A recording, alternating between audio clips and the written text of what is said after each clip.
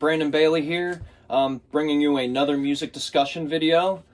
This time we will be ranking the albums of the legendary rock band The Cars. Very influential and powerful band to come out of the late 70s and through the 80s and on. Geez, like, I don't even know if I can give an accurate, like, statement on how I know about The Cars, you know what I mean? Like, in my youth and stuff like that. I just don't know where I would have heard them first. Like, pretty much everyone in my family, I could say, probably appreciates them. And I'm sure, like, my aunt and uncles and grandparents had, like, their albums on cassette and stuff like that, and greatest hits of theirs and everything. But, you know, their songs are everywhere. You know, they're in movies, they're in all kinds of stuff, in commercials. You know, they were probably on the radio, like, crazy back when I was younger. They definitely still are on classic rock stations and, like, top 40. It's just crazy what kind of impact they have. All I can say, though, is as much as I was aware of them in songs like, you know, Best Friend's Girl, Just What I Needed, and Moving in Stereo, and stuff like that, You Might Think, and Magic, I wasn't really aware of who they were as a band and what they meant until, geez, like, I mean, I guess I always appreciated them when I started becoming a musician and getting into guitar, but not, like, to the full extent that I think I do now. They're definitely, like, up there in my favorite bands now. And I would have to credit that to these guys on my shirt here, Tastes Like Music, along with a lot of bands that they helped get me into, like, get my foot into the door more on. Because just, like, hearing them discuss the albums and kind of a little bit of the history of them and, like, where they lie with the general public helps me understand them. I gotta be honest, before watching that, like, maybe 3 or 4 years ago, excuse me, I didn't know anything except for the self-titled and the greatest hits albums. I think those were the only albums that I had ever downloaded or tried to listen to in their entirety, which, huge mistake by me. I should have known about all these a long time ago, because I really love all of their albums. They're a great band. They're a band that really doesn't have a bad one in their discography to me, like something super blemishing. Yeah, not that they have a long one. Like, I decided to kind of take a short discography this one. They only have 7 albums. But yeah, like, finding out about the Taste Like Music channel and then watching the Cars video and kind of diving deeper into figuring out about these albums really helped. And then watching live videos and just getting more into the band. I think what sparked my interest in trying to figure out more about them, too, is, like, I'm a huge Weezer fan. Probably more of a Weezer fan than a The Cars fan. Though, obviously, they're both great bands. But, like, you know, Rick Ocasek did the Blue album, right? Like, he produced the Blue album and is responsible for a lot of why that sounds like that. And, obviously, I had to see, like, you know, how the transition was made, right? Like, how do we get from the Cars to Weezer? But it really does make a lot of sense. And they're just the greatest, like, nerdy rock bands ever. So, you know, without further ado, let's get into the ranking here. At the very bottom, this shouldn't surprise anybody, though it kind of pains me to put it at the bottom. I was fighting with this whole discography, just fighting with it, like wrestling with where the positions of every album should be. Every single one. So, this could change, you know, probably in a week, could change in a month, because I think they're all good. So, number 7, though. We have Door to Door at the bottom, at 3.5 out of 5 stars. Still a pretty damn good album, right? Contrary to what I see a lot of people say. This is such an oddball. The songs are... Oh, shoot. Look at me, I'm getting ahead of myself on the thing here. I, like, wrote it down a different way, so I'm reading it weird. Sorry. This is such an oddball album in their discography. The songs are the most all over the place for any of their albums, which does make the pacing interesting, although sometimes jarring. The only thing that makes this any bit cohesive, besides the fact that it's still very much the Cars in essence, with all of their isms in the production, while the albums leading up to here sounded as though they were melding the production style to the other popular acts of the time, this one just has all of the tropes of a mid to late 80s pop record. Ironically enough, Heartbeat City before this was produced by Def Leppard famous producer Mutt Lange, which would make you think that album would come out sounding more like this. Instead, the band's own creative force, Rick Ocasek, took the reins. It's a wonder how he came to it sounding this way compared to Mutt Lange's style, but I do commend him for getting his first self-produced Cars album sounding this decent. And honestly, it isn't like unlistenably terrible or unbearably cheesy. It just doesn't pop or have the sheen of their previous releases. So it sticks out like a sore thumb in their catalog, I think, for those reasons. As good as I think it still is, obviously, 3.5 out of 5 stars. I still enjoy it. And don't think the judgment it was given upon release was deserved enough to put the nail in the coffin for them at the time. None of the songs themselves suck, per se, but the production doesn't do them justice. It does interestingly, why can't I say that word right now? Feature both their slowest and fastest tracks yet, too, which is cool. Some of Elliot Easton's most badass solos, too, which is kind of why it pains me to put it at the bottom. It has some really awesome, like, heavier moments, but it is kind of weaker in its songs overall. I love Ta Ta Wayo Wayo. That song is just such a groove, but there's some really awesome solos on here. I don't know, like, if the hair metal was rubbing off on Elliot and Rick at the time, but perhaps. Anyway. Number 6. This one might shock some people. I know a lot of people really like this album, see it as very definitive, but to me, it is just a little bit below some of the others. I got Shake It Up at number 6 at another 3.5 out of 5 stars. After the first 3 albums sounding very much cut from the same cloth, almost sounding like one continuous album, the Cars finally shake it up, in a sense. Not that they really did that much, nor did they really need to. The shift is to a more bouncy, hypnotic pop songwriting focus. Pretty much every song is driven by some hypnotic percussion part throughout. And I'm not saying that it's like a bad thing, it's just that it, like the synths as well, have been brought up much more in the mix, breaking what was a perfect mix prior to this, in my opinion. I also preferred the approach they'd taken on the songwriting before, too. I feel the arrangements were interesting and loose before, and the pulsating groove and a bit of these are more repetitive than previously. All of this does result in some awesome, catchy tunes that we may not have gotten otherwise, though. I can't blame them for wanting to go in this direction, with them being on the forefront of 80s pop rock in the first place. None of the songs are bad, and the album is pretty short, too. Just as well paced as ever, too. And as much as the keys have taken over the mix by this point, they're never unbearable and actually have some excellent solos and unique parts all over this. Maybe it does open a little slow with Since You're Gone, but those shakes do match with the album cover really well and signify the sound of the album that's going to happen throughout it.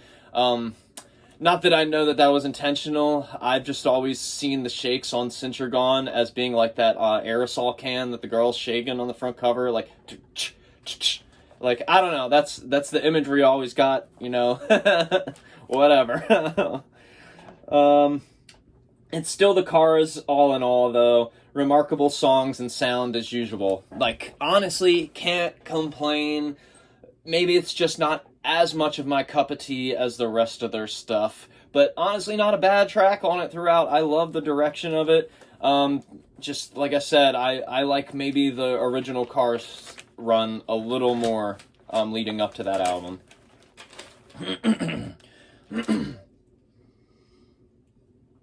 Okay. Moving on to number 5. This one probably won't surprise anybody, except for the fact that maybe it came up above the last two. I know some people see this as their weakest, but to me, I have their final album, Move Like This, at number 5, at another 3.5 out of 5 stars. So these bottom three, like I said, still very good albums. I go back to them and I listen to them and other songs off of them probably more frequently than the albums, but I do listen to them. For not only being just a reunion album and having not released one since 1987 and being the only without Benjamin Orr after having passed away, it sure does carry on the torch quite well. I can imagine it was kind of a hard time making this thing, especially since it was a send-off for the band and considering the loss beforehand. The vibe of the album is even more melancholic and bittersweet, having lost Rick Ocasek now, and knowing the Cars can't possibly carry on without Ben or Rick. This is the last release, and as a fan, you have to accept these things. For what it is, though, it's an excellent album, perfectly produced, just like their first few, and you wouldn't even believe that there was so much time in between them. Even with Ben's touches missed, the other four are tighter than ever, with no modern affectations of the 90s and early 2000s making their presence known, at all. Instead, it seems they all just got more solid at what they already do so well in the meantime. All of the performances are just as top-notch as ever. For not having a huge single, it doesn't lack in the memorable song department either.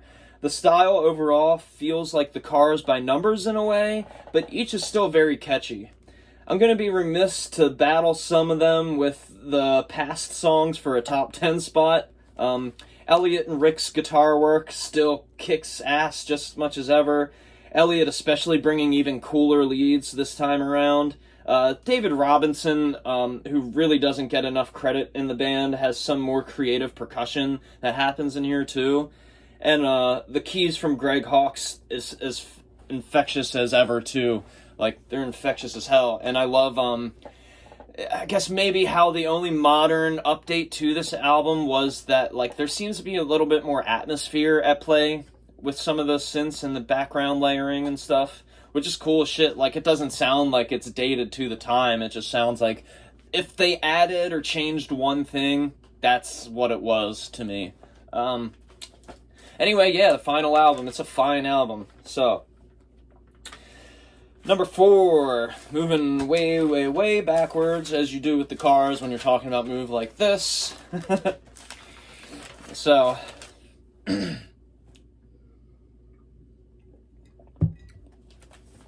we are going to be at their third album for number 4, Panorama, at 4.5 out of 5 stars, moving up a whole star ranking. Finally, we arrive at the 1980s, and the Cars haven't changed a thing about their sound. This is likely because their style altogether helped define a lot of the sonic aesthetics of the 80s, and once again, there's nothing to really complain about here, much like the first two.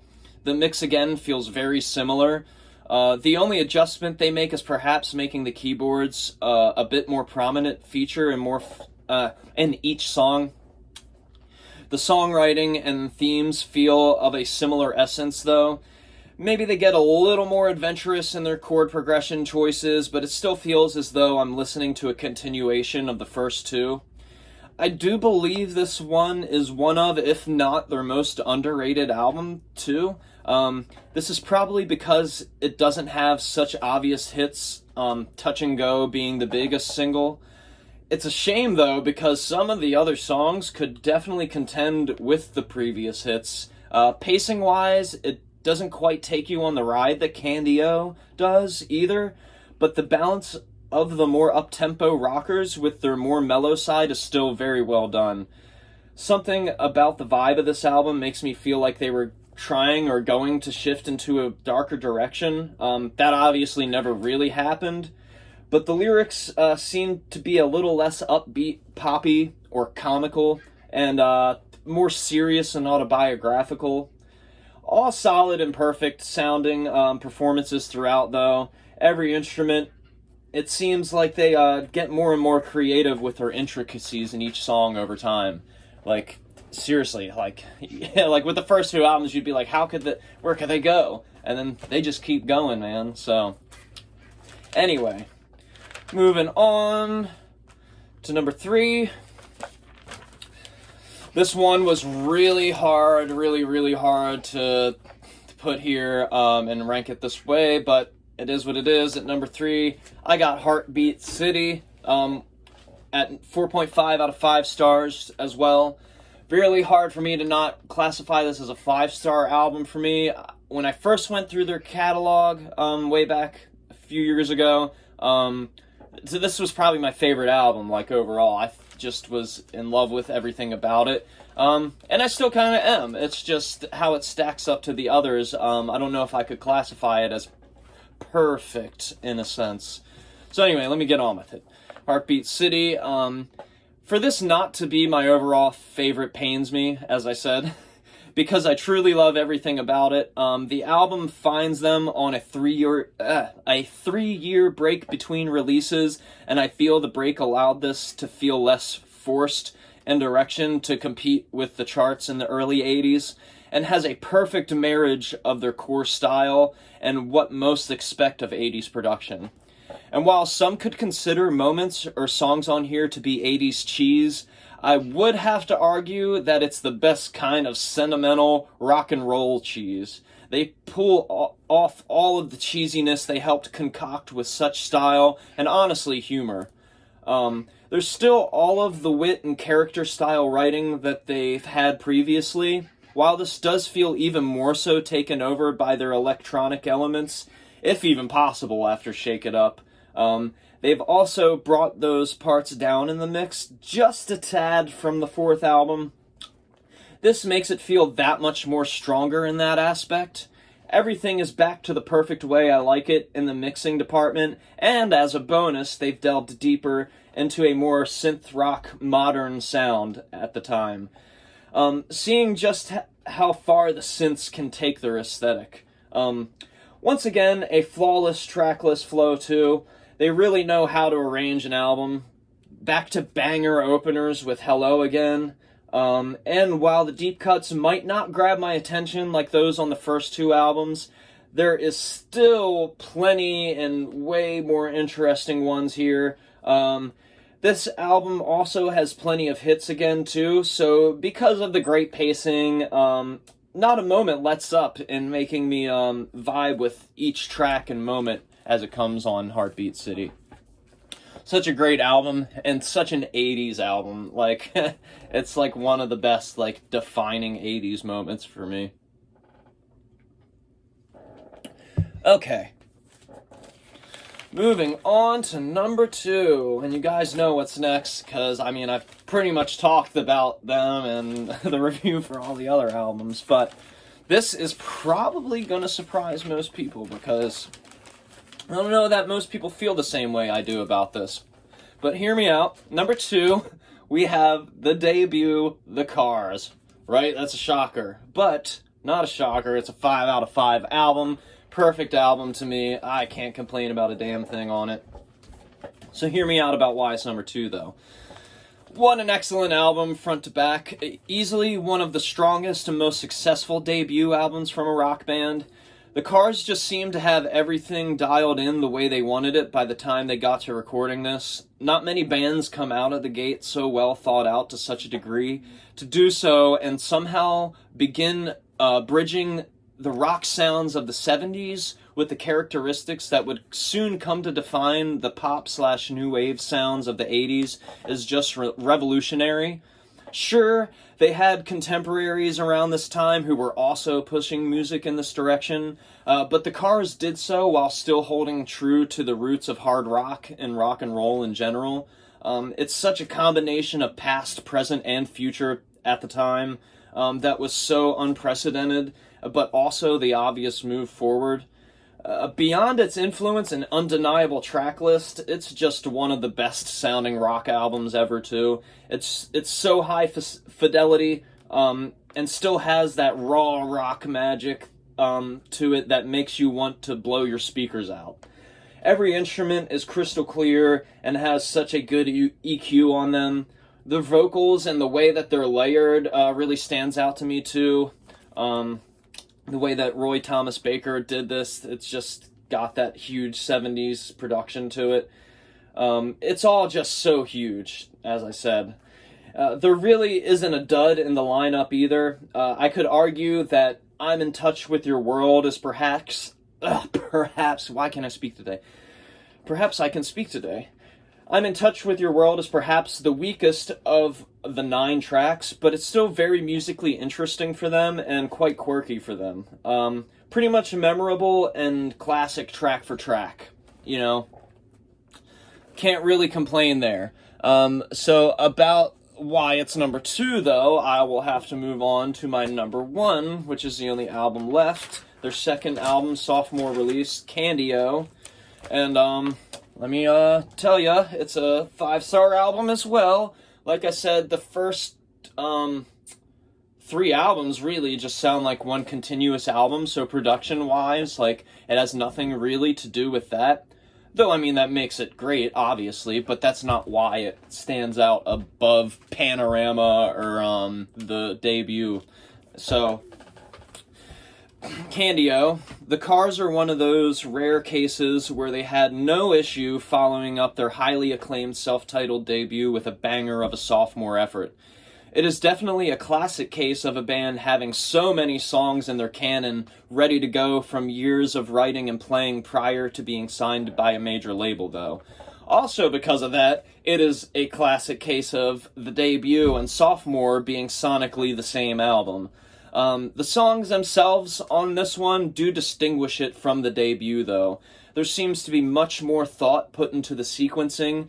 It's not just in your face the entire time like The Cars, the debut album, is. There are a few songs that are way more mellow compared to anything on that. On the flip side, though, there is a few tracks that are way heavier, too. Probably some of the heaviest in their catalog, period. The track list has such a nice ebb and flow between all of these moods.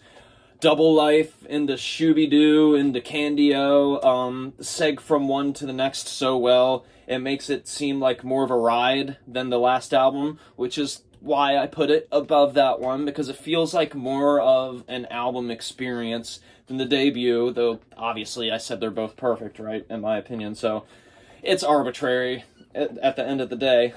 I was just fighting to have them in these positions. Anyway, the tones do sound a bit edgier, as well as the licks that they employ on this, too. Again, they are ahead of their time amongst very few others in rock at this time. Their melding of layered synths into their hard rock sound makes these songs not only that much more well-crafted, but also defining a lot of modern rock tropes to come in the 80s. Because remember, the first 2 albums were still not the 80s yet. I feel like a lot of people associate the Cars with the 80s because that was their height of popularity.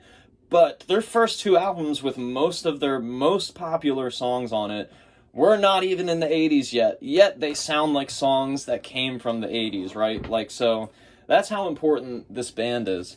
Yeah, I mean, what can I say? I mean, I feel like a lot of people probably can see, like, why I put the albums the way they did, but I don't know, I feel like maybe some people don't see Candy-O as the best. Some people probably don't see Door to Door as the worst, but for me, none of them are, like, bad, and like I said, I'll listen to all of them again and again. They're a great band, really tight band. Shoot, like, what more could be said about them? I do feel that they're maybe not talked about enough and given enough love. Like, obviously, like, their big hits, like, everyone loves them, but I feel like as a band and, like, their presence and what they meant to music, I feel like they're not appreciated as much as they should be. So yeah, that's just my take on that. But yeah, I love the Cars, love everything they're about. They're just such a cool band. They define what the fuck the word cool even means to me. So yeah, that's it. So hope you guys had a great day. I hope you didn't have a bad time bearing with me on like the gap in between these videos. Like I said in the top 10 Daft Punk songs, like I had again, issues uploading stuff, so it is what it is. But anyway, have a great day. Hope you're all doing well. Peace and love.